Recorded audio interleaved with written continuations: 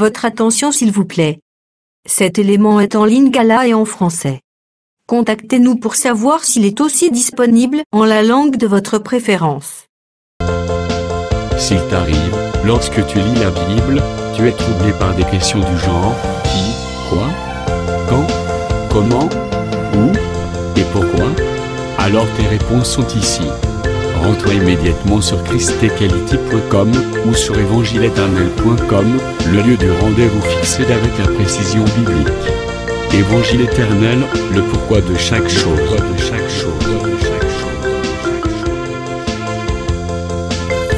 La rubrique Pasteur éternel. présente aujourd'hui l'apôtre Jean-Pierre Tichimbi, ministre de l'Évangile éternel. Recherchez-vous les enseignements de l'apôtre Jean-Pierre Tichimbi? Allez sur christequality.com ou sur évangile-éternel.com/jptichimbi.html. Les enseignements sont disponibles en texte, audio et vidéo. Surtout, ne partez point sans souscrire à l'une de nos chaînes YouTube qui correspond à votre version linguistique. Souscrivez s'il vous plaît. Bonne édification au nom de notre commun Seigneur et Dieu Jésus-Christ. Amen. J'ai lu au nom de Seigneur Jésus-Christ. Amen. Je chanterai à mon bien-aimé les cantiques de mon bien-aimé sur sa vigne.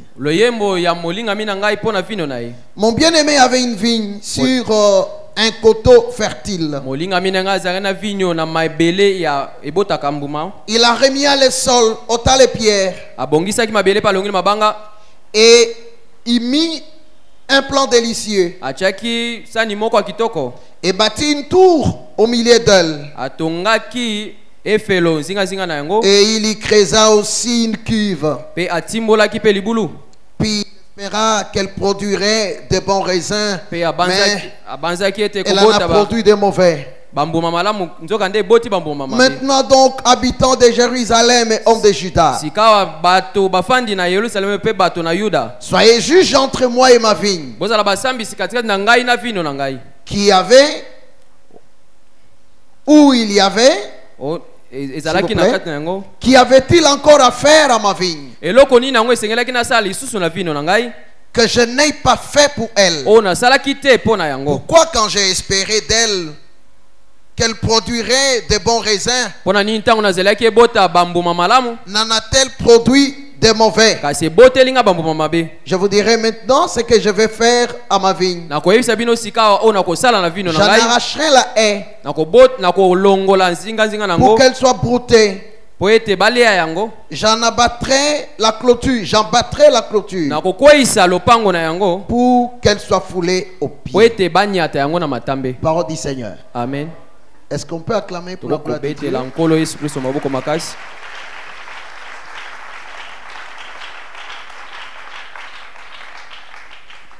30 minutes de prédication, soyez attachés à la pensée, on va rapidement. Nous sommes en train d'exploiter un thème indénié par jour. Déjà, nous avons donné les squelettes de notre enseignement. Cela fait qu'aujourd'hui, nous pensions percer sur la pensée. Et nous allons le faire dans quelques petites minutes. Aujourd'hui, je vais dire à l'église ce que c'est la vigne. Selon la pensée de ce texte. Pourquoi nous devons parler de la vigne? Retenez. Pour ceux qui écrivent. Nous parlons de la vigne parce qu'on ne peut pas bénéficier du salaire sans avoir travaillé dans cette vigne. C'est-à-dire que le salaire vous est octroyé, si vous voulez bien, si vous travaillez à la vie du maître. On ne peut pas espérer avoir les salaires sans que vous n'ayez travaillé. Mais le travail ne se fait pas n'importe où. Le travail se fait dans la vie du maître. Et nous voulons comprendre ce matin qu'est-ce que c'est que la vie du maître. Après on comprendra le maître. Est-ce que vous êtes là? Parce que pendant que nous parlons là, tout le monde qui prie attend un salaire. Mais il faut que nous sachions, les salaires ne viennent pas parce que vous avez prié. Les salaires viennent parce que vous avez servi les maîtres dans les lieux indiqués par les maîtres.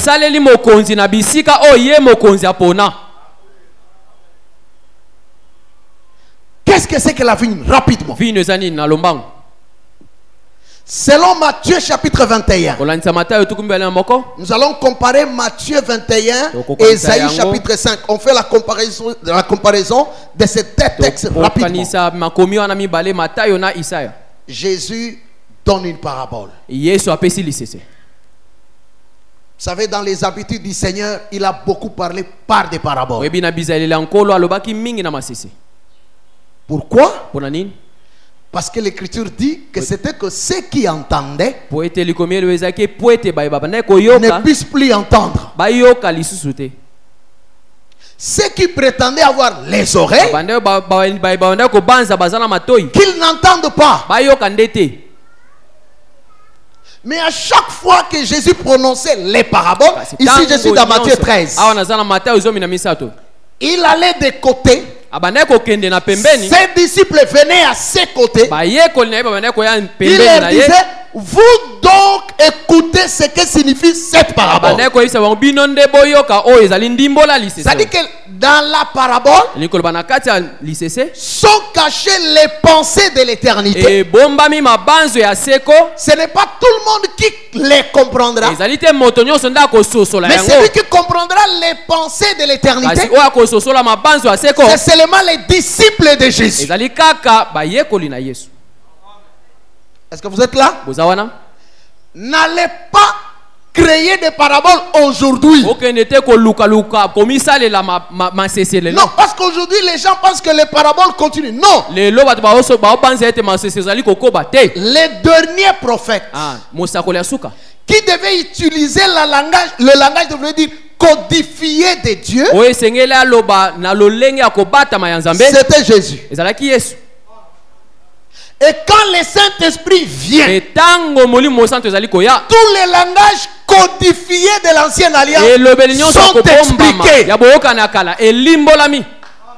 C'est ainsi qu'aujourd'hui, retenez, c'est important dans notre doctrine. Aujourd'hui, nous n'avons pas besoin de gens qui compliquent l'enseignement.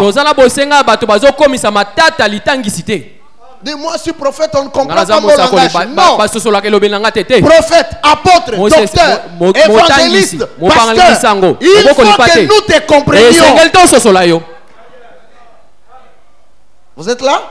C'est ainsi que Jésus a voulu que l'Esprit vienne. Et il dit, quand il viendra, l'Esprit, il vous expliquera toutes choses. Les choses difficiles sont expliquées par l'Esprit. Que Dieu vous bénisse. Et dans la parole de Matthieu 21, Jésus dit ceci. Un maître avait planté une vigne. Retenez, nous cherchons la vigne. Ok? Ne restez pas distrait, s'il vous plaît.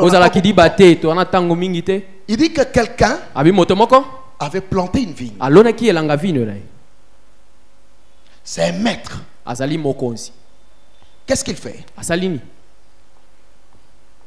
Il va creuser, il va entourer cette vigne. Alors d'abord en français, vigne c'est quoi?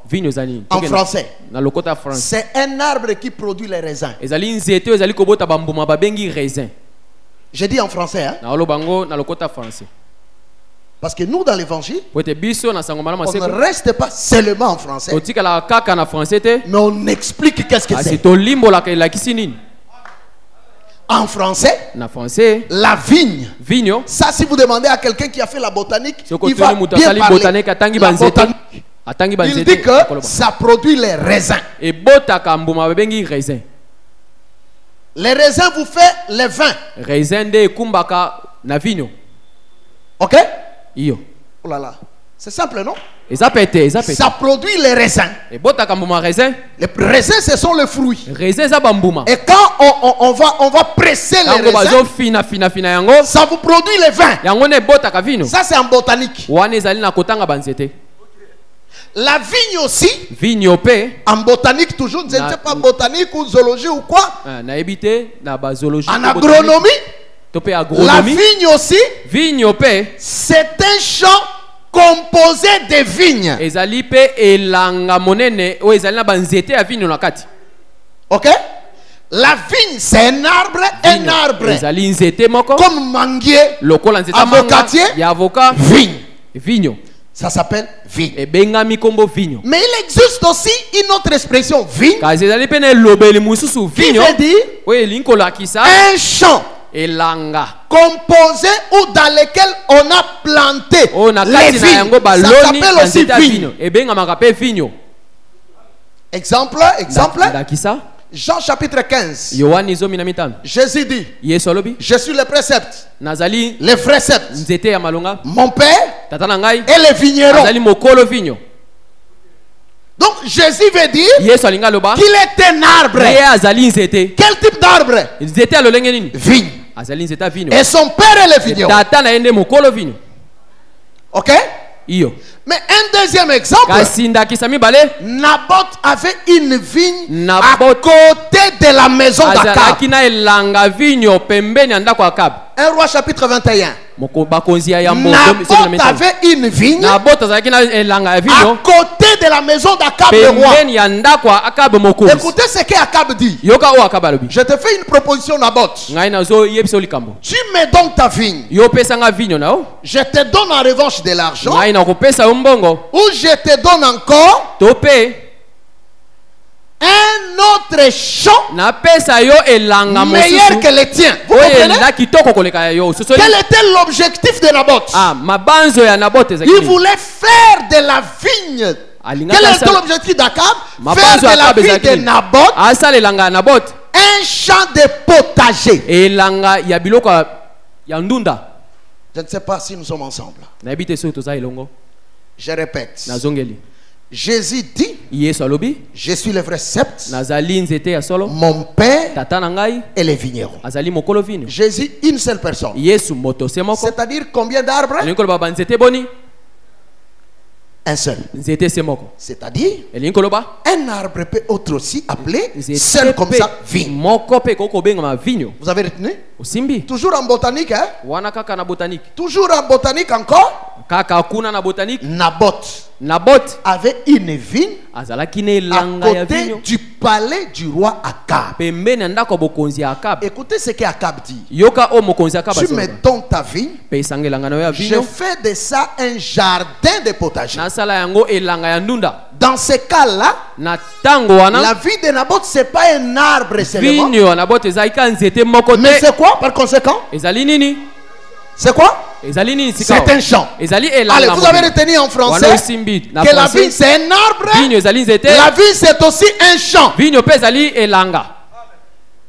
Très simple, hein? Maintenant revenons dans la pensée de Dieu. Pourquoi la vigne? Pourquoi arbre? Pourquoi champ? Ça dit si le maître veut envoyer les gens pour aller travailler, ils viennent travailler pas n'importe où, mais dans sa vigne. La vigne ça peut être un arbre, ça peut être un champ. Que Dieu bénisse. Maintenant j'explique rapidement. Matthieu 21 dit ceci. Un maître avait planté sa vigne. On va deviner ensemble ce qu'il y a. On va découvrir ensemble. Qu'est-ce qu'il fait avec sa vigne? Il met une haie La haie, c'est la clôture, comme le bien-aimé l'a dit. À la vigne, clôture. Il creuse là-bas un pressoir. Et il met une tour. Vous êtes là? Suivez, je vous en prie. Il met une tour. Il prend la vigne ici. Il dit aux gens, vous allez travailler à ma vigne. Au moment de la récolte. Parce que notre Dieu ne peut pas donner à quelqu'un la responsabilité et en fait il ne lui demande pas de compte. Non.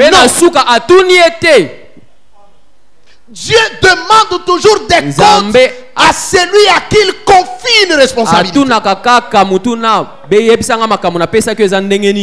Moi qui prêche, je dois savoir que Dieu me demandera les comptes de ce travail. Les frères qui chantent, ils doivent savoir qu'il y a un roi qui l'a engagé. Il doit rendre compte.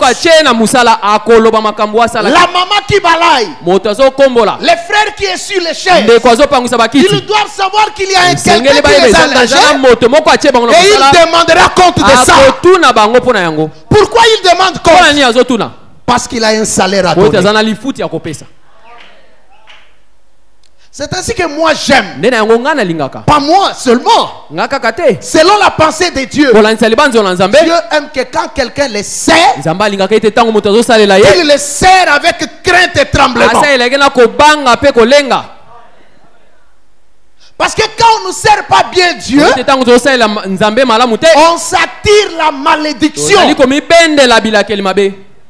Lisons ça.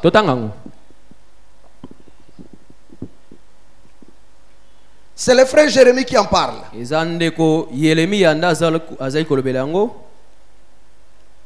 Lisons le frère Jérémie.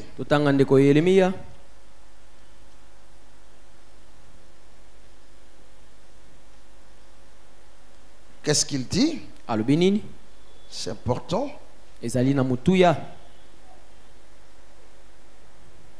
Je crois au chapitre 48e.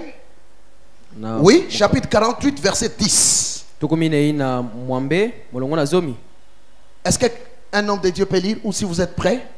Jérémie 48, 10. Est-ce que vous êtes là? Amen. Lisons ensemble. Nous lisons au nom de Jésus-Christ. Maudit soit. Attends. Allez-y. Nous lisons au nom de Jésus-Christ. Maudit soit celui qui fait avec négligence l'œuvre de l'Éternel. Merci. Maudit soit celui qui fait avec négligence l'œuvre de l'Éternel. Bien aimé, cet homme fait l'œuvre de qui? Oh, ben vous êtes restés. La Bible dit maudit soit celui qui fait avec négligence l'œuvre de l'Éternel. L'œuvre qu'il a faite, c'est l'œuvre de qui? Du diable ou de l'Éternel? Oh. Mais il est béni ou il est maudit? Maudit pourquoi? Lui a servi l'Éternel. Il a servi Dieu comment? Il a servi Dieu comment? C'est-à-dire qu'on peut prétendre servir Dieu. Mais quand on le sert avec négligence, la bénédiction ne vient pas. C'est la malédiction qui s'ensuit. Je veux dire à l'église du Seigneur, quand tu sers, dis-toi que je suis en train de rendre service au Seigneur. Je dois le faire avec zèle, avec crainte et tremblement, parce que je rendrai compte.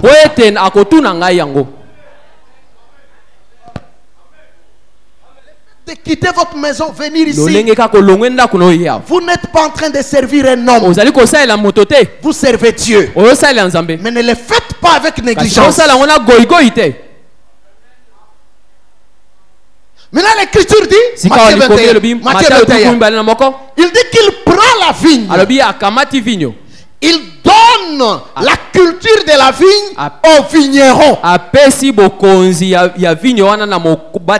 C'est-à-dire les gens qui travaillent à la vigne, on les appelle comment? Ah, mais non, c'est pas possible. Les travailleurs de la vigne, on les appelle comment? Vignerons.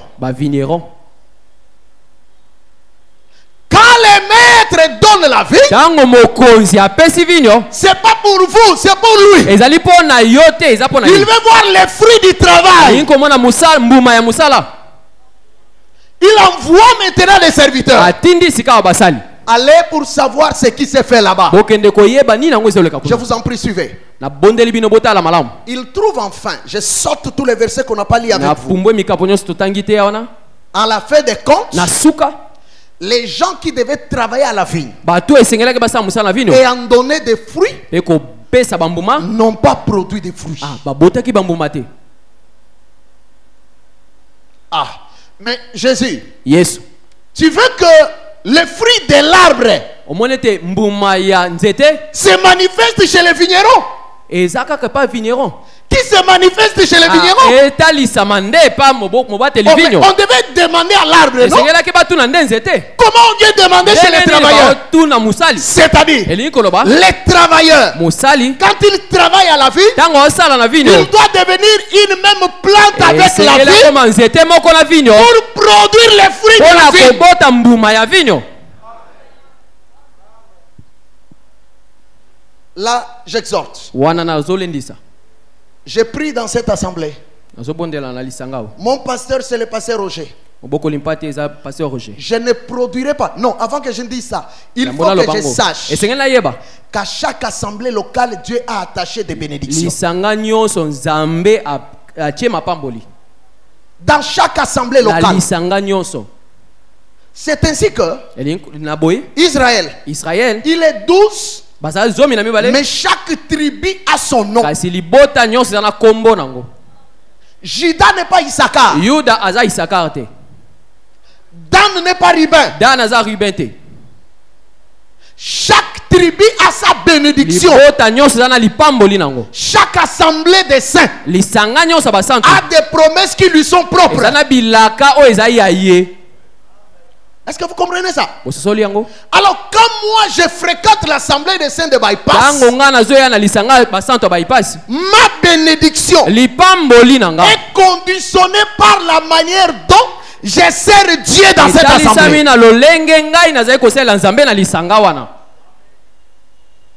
Est-ce que quelqu'un me comprend? Rapidement alors.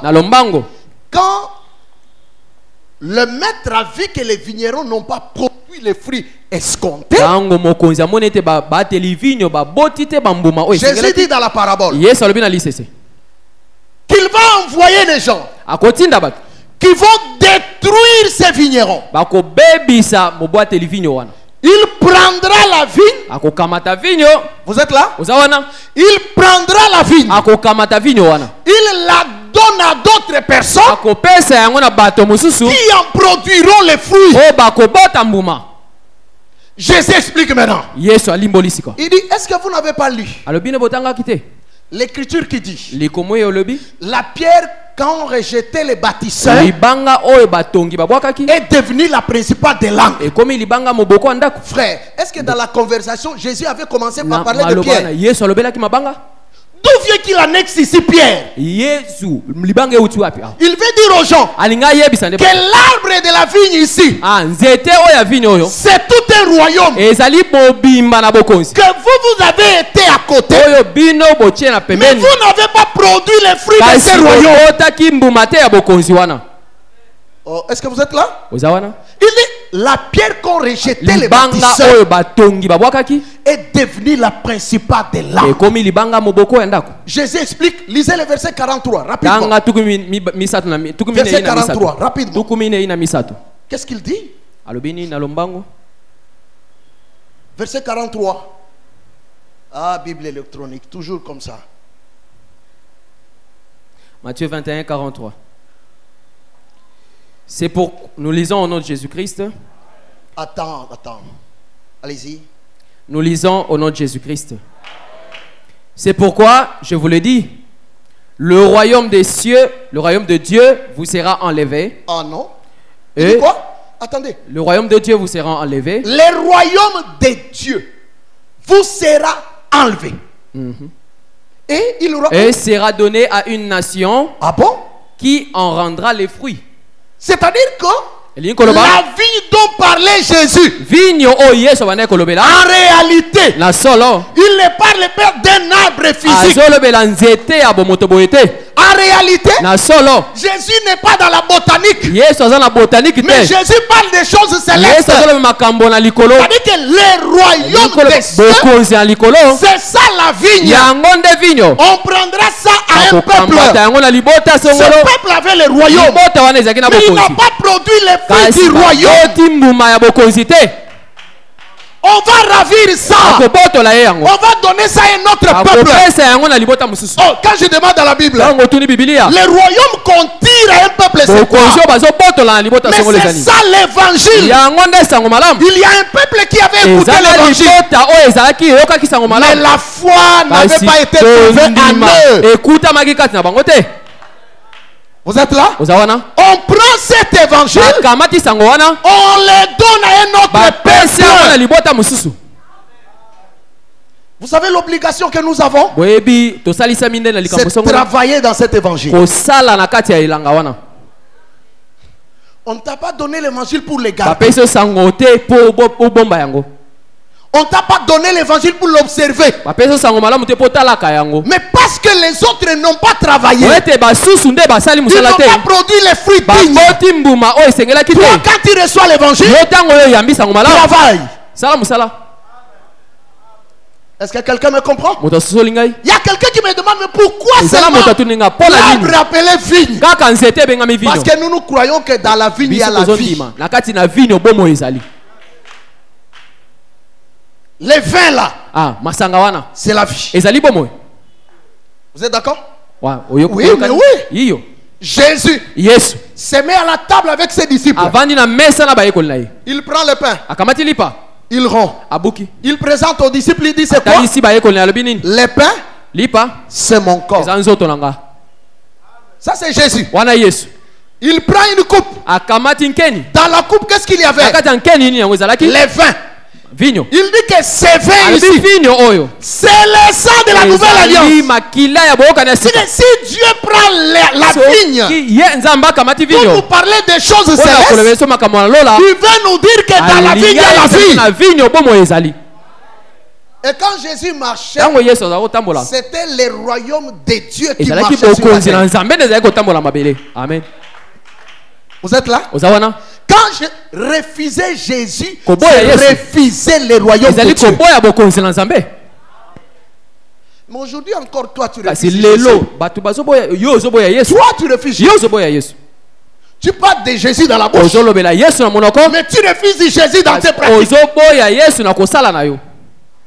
Quand tu écoutes l'évangile, mais tu ne le pratiques pas, bien sûr tu as écouté. Or, la volonté de Dieu, ce n'est pas que tu sois un auditeur, que tu sois celui qui écoute et qui fait quoi? Qui pratique. Kosambeleza na tina te soko batu ba ya église batu batonza ba église ba binaka miloba Yesu ezozo makasi na kati na bangote kosambeleza na tina te. Amen. Je vous dis frère, avant que Jésus ne vienne dans ce monde, les gens priaient. Oui. Ils allaient dans les synagogues. Ils priaient. Mais ce que Jésus veut, ce n'est pas seulement que tu sois le frère de l'assemblée des saints. Quand tu écoutes la parole, que tu la pratiques. Moi j'aime Abraham. Quand il a vu les 3 personnes entrer chez lui, il a compris. Dit non. C'est pour manger que vous êtes venus. Mais elles n'ont pas dit à Abraham que nous voulons manger. Vous êtes là? Et qu'est-ce qu'Abraham fait? Il se dirige vers Sarah.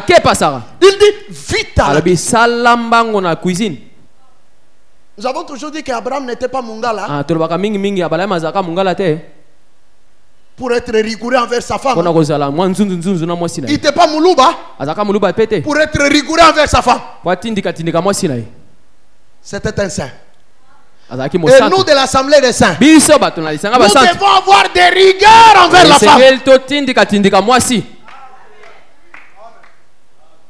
Rigueur très sérieux. Apôtre, mais c'est comment encore? Non, ce matin je ne parle pas de la sœur. Non, non, non, non. Mais je n'exclus pas qu'il faut avoir la rigueur. Les inféminés n'hériteront point les royaumes des cieux.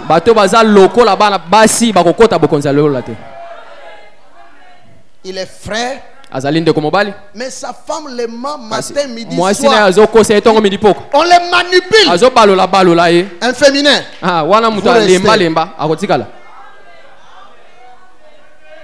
Que Dieu vous bénisse. Mais je monte un peu. Je dis que la femme c'est la faiblesse.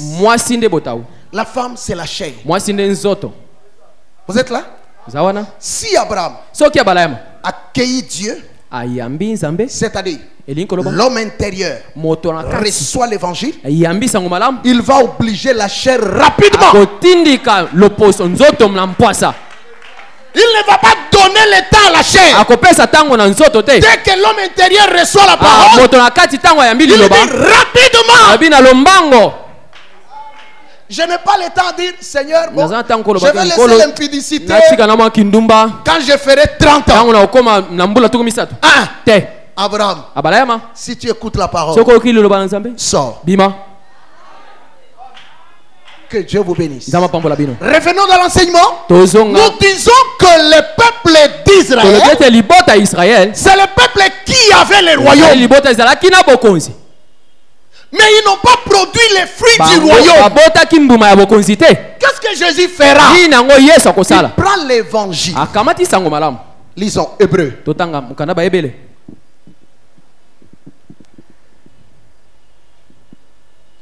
Hébreu chapitre 4.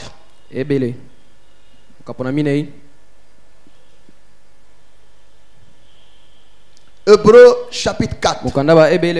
Verset 2. Homme de Dieu, si tu es prêt, fais déjà la lecture. Hébreux chapitre 4, verset 2. Ouais. Nous lisons au nom de Jésus-Christ. Attends.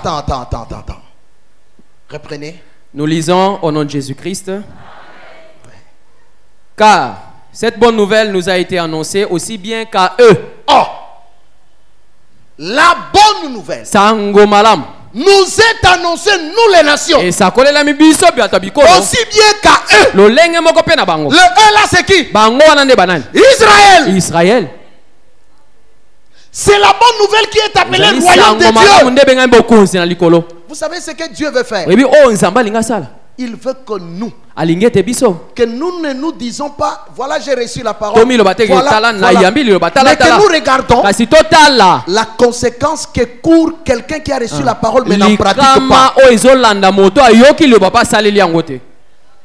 C'est pas si vous suivez. Le Seigneur veut que tu regardes. Israël avait reçu aussi la parole.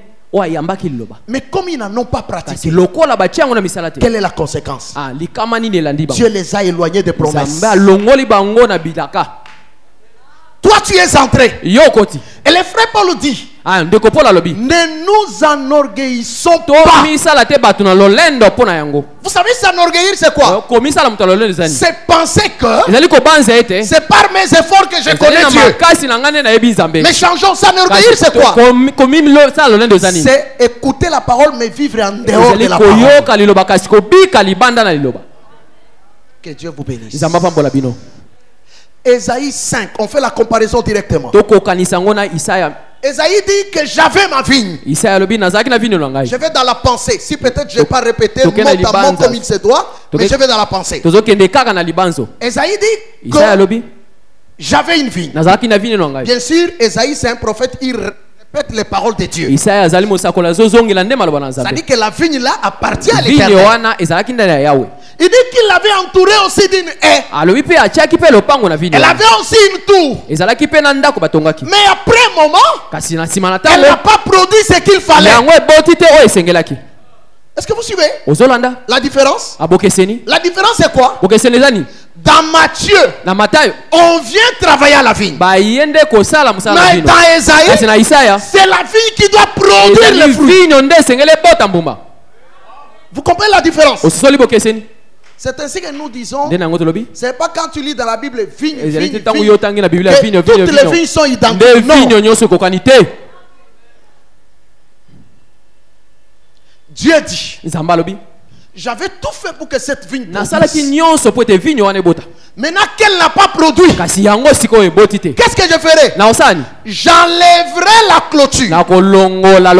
Je vais ordonner qu'on vienne nous brouter la vigne. Brouter la vigne signifie détruire la vigne. C'est-à-dire, Esaïe prévoyait déjà l'esclavagisme par lequel Israël devait passer. Donc la vigne ici, ce n'est pas le royaume. Dans Esaïe 5, ce n'est pas le royaume de Dieu. Mais la vigne là, c'est un peuple qui prétendait avoir la vie, mais qui n'a pas produit le fruit de la vie. On va la détruire. Que Dieu vous bénisse. Voilà pourquoi ce matin j'ai dit, vous courez le risque d'être détruit si vous ne produisez pas la parole qui est en vous. Je vous dis frère, vous courez le risque. Vous savez, pour chasser les démons, il faut avoir celui qui est plus que les démons. Il y a des gens qui pensent par le fait de... Au nom de Jésus. Les démons ne parlent pas parce que toi tu as dit ça. Parce qu'en réalité, les démons ne te craignent pas toi. Les démons craignent une seule personne. Un seul nom. Celui qui est en vous. Si les démons voient, tu les chasses. Mais toi tu es impudique. Tu les chasses. Mais tu as une vie qui n'est pas commode. Ils diront, comme ils ont dit au fils de Séva. Vous connaissez l'histoire? Ils ont dit ceci. Nous connaissons Paul.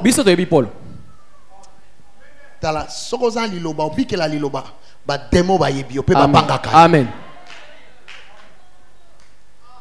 Nous connaissons Paul. Et Jésus que Paul annonce. Nous ne vous connaissons pas. Pourquoi les démons sont devenus forts? Parce que les démons ont vu que ces gens ici, ce sont les imitateurs. Est-ce que quelqu'un me comprend? Aujourd'hui, ce n'est pas que Dieu manque de capacité pour faire de grandes choses avec toi. Il t'a donné le royaume. Je ne sais pas si vous êtes d'accord avec moi. Il ne t'a pas donné des choses miettes. Il t'a donné le royaume. Ah, on ne comprend pas. Moïse naît. On les dépose sur les eaux. La maman abandonne Moïse et elle part. Dieu merci parce que c'était quand il a fait 3 mois. Oui. Amen. C'est qu'il est devenu un fils. Oui. Amen. Parce que nous disons toujours qu'après 3 mois, c'est 90 jours. Or, selon Ézéchiel, un jour c'est aussi une année. Vous êtes là? C'est-à-dire, c'est un fils. Maman dépose et elle s'en va. Une autre fille est sortie de la maison du roi. Or, la loi qui disait que les jeunes garçons meurent venaient de la maison du roi. C'est ça? Il y a une loi qui venait du roi qui disait que les enfants des Hébreux doivent mourir. Mais en ce jour-là, quand la fille sort de la maison du roi, la loi du roi tombe. Parce qu'une fille est sortie de la maison du roi. Je vais dire quoi? La condamnation pesait tout le monde, sur tout le monde. Mais pour que la condamnation quitte, il faut que quelqu'un sorte de chez Dieu. Et quand c'est quelqu'un vient, il ne vient pas comme un homme fort. Il vient comme une fille. Ça c'est Jésus, l'homme fort, venu dans la faiblesse pour vous sauver.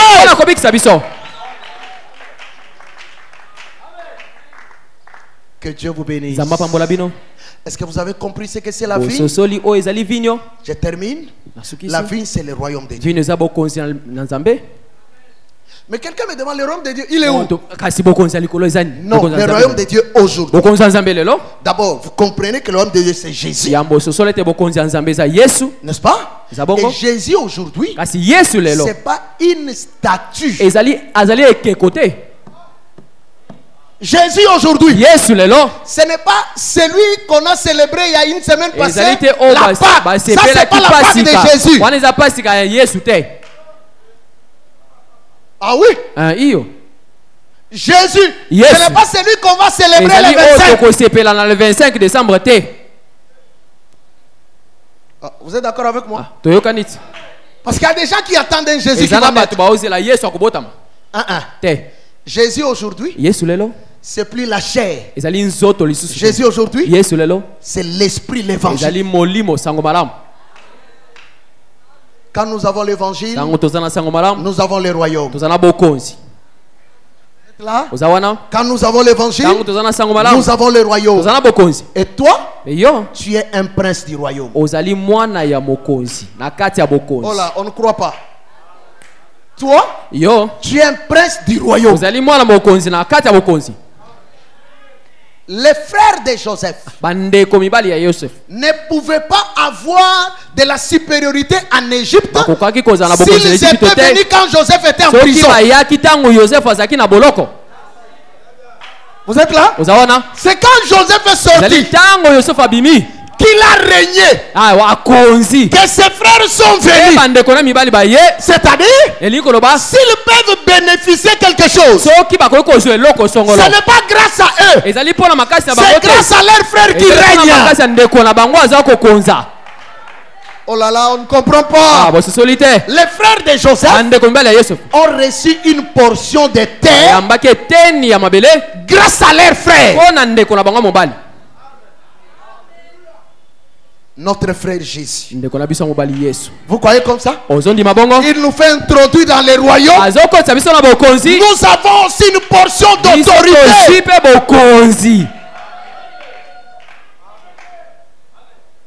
Il y a longtemps que l'Israël a compris que comme une autorité locale en Abi, au défaté, au défisa. Vous êtes là? Abi, c'est là moko. Autorité on est outil na yote. Amen. Parce que au comme une nekoyanzambe. Amen.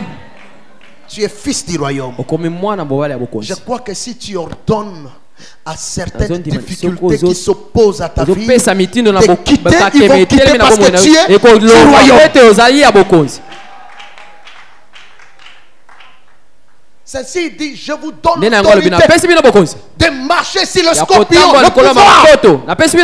C'est-à-dire les serpents et les scorpions. C'est des difficultés que nous vivons. C'est ça ce qui s'est élevé dans votre vie ce matin. Comme fils du royaume, donne l'ordre. Ils vont obéir. Lève-toi. Nous allons prier Dieu.